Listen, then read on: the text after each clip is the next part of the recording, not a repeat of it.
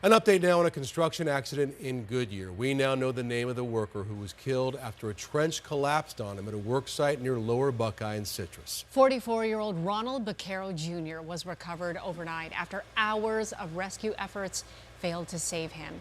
He'd been working underground when the dirt caved in. 12 News journalist Gabriela Becerra is live with more on Baquero and the investigation. Gabriela.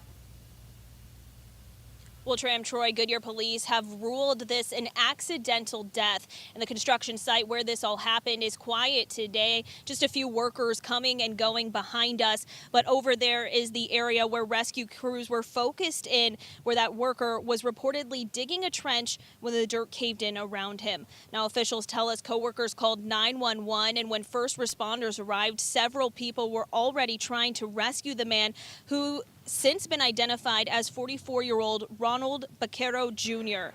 Rescue crews joined in but were unsuccessful because of unstable conditions surrounding the trench.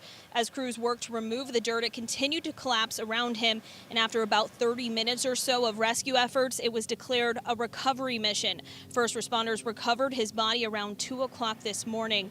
I spoke with a construction safety expert who says trench deaths happen year over year in Arizona, and there are safety precautions in place that should have prevented this.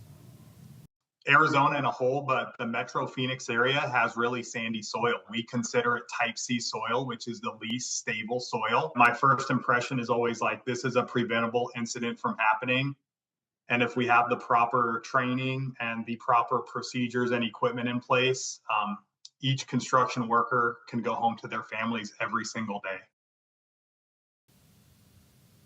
It's unclear what safety precautions were in place out here yesterday when the incident happened. I did reach out to OSHA, but did not hear back from them yet to see if they'll be investigating this death. But we do know that police are still investigating this death as well. Live in Goodyear, Gabriela Becerra, 12 News. Hey, Gabby, I'd always thought that once you dig a trench like this, especially when I think this one was 6 feet deep or over, you have to shore up the walls of the trench before anybody's allowed down in that hole, for just the reason the man you talked to said that those walls are very unstable and easily collapse.